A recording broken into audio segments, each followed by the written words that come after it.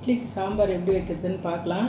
அதுக்கு வந்து தேவையானது துவரம் பருப்பு 3/4 கப் எடுத்துருக்கேன், பயத்தம் பருப்பு 1/2 கப்பு, மிளகாத்தூள், மஞ்சத்தூள், எண்ணெய், உப்பு, பெருங்காயம், வெங்காயம் ஒரு 2, தக்காளி 1, லெமன் ஒரு அரை, 3 பச்சை மிளகாய், கறிவேப்பிலை, தனியா, வெந்தயம், சோம்பு கொஞ்சம், தாளிக்கிறதுக்கு கடுகு, உளுத்தம்பருப்பு, ஜீரகம், காஞ்ச மிளகாய். அந்த துவரம் பருப்பும் பயத்தம் பருப்பும் ஒரு 2 சவுண்ட் விட்டு வேக வச்சுங்க. இந்த மாதிரி ரொம்ப குழைய வேக விடுவோன்னா இதில் வந்து தண்ணி ஊற்றிக்கிறேன், மஞ்சள் தூள் போட்டு வேக வச்சுக்கிறேன்.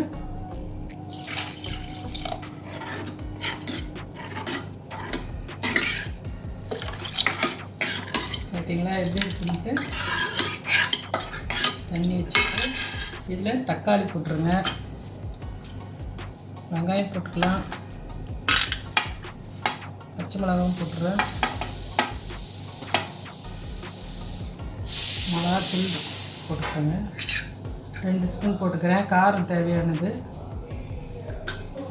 ஒரு சிட்டிகை பெருங்காயம், உப்பு போட்டுங்க சாம்பாருக்கு தேவையானது. இது இப்போ நல்லா கலக்கிடுங்க.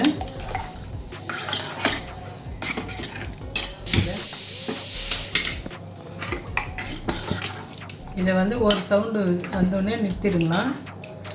இப்போது குக்கரில் வைக்காதவங்க பாத்திரத்தில் வைக்கிறதா இருந்தால் பாத்திரத்தில் நல்லா வெந்துதான்னு பார்த்து வைக்கலாம், பாத்திரத்துலேயும் செய்யலாங்க. நல்லா நான் குக்கரில் வச்சிடுறேன்.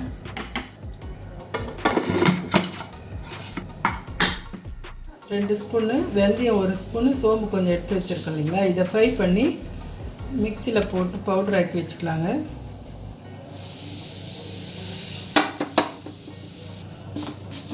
பாருங்கள் ஃப்ரை ஆகிடுச்சு, நல்லா கமகமான வாசனை வரும். இந்த சோம்பு, வெந்தயம், தனியா இதை ஆற வச்சுட்டு பவுடர் பண்ணிக்கலாங்க. பாருங்கள் நம்ம தனியா, வெந்தயம், சோம்பு போட்டு நுணுக்கி வச்சுருக்கோம்.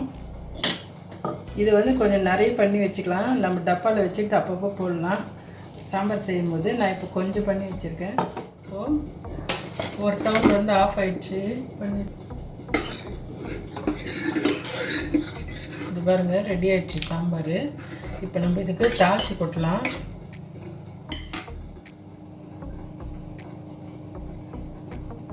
நான் இந்த ஸ்பூனில் 2 ஸ்பூன் எண்ணெய் ஊற்றிருக்கேன்.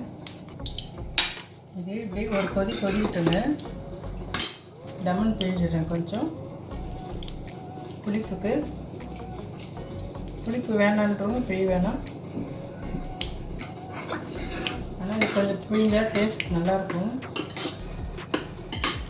போய் எண்ணெய் காஞ்சிடுச்சு, கடுகு, உளுத்தம்பருப்பு, ஜீரகம், கடுகு போட்டுக்கலாம்.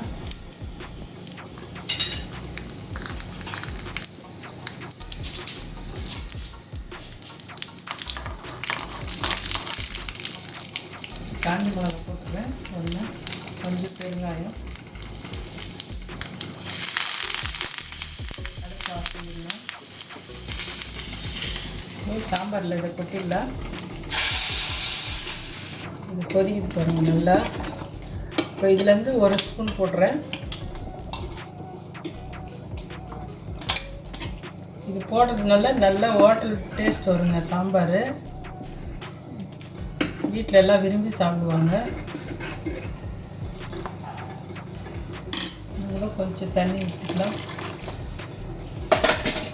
சாம்பார் தண்ணியாக இருந்தால் தாங்க நல்லாயிருக்கும் இட்லிக்கு.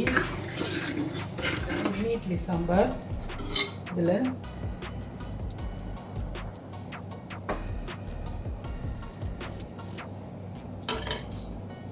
இப்படி ஊற்றிட்டு சாப்பிட்டோம்னா ரொம்ப சூப்பராக இருக்கும்.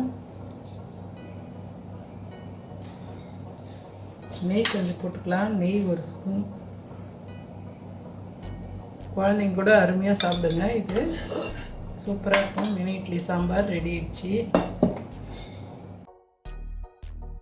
தயிரில் உப்பு, சர்க்கரை கொஞ்சம் கொஞ்சம் போட்டிருக்கேன், 1/2 ஸ்பூனு தாளித்து வச்சுருக்கேன்.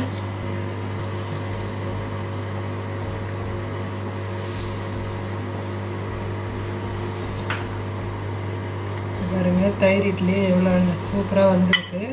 குழந்தைங்க விரும்பி சாப்பிடுவாங்க. ட்ரை பண்ணி பாருங்கள்.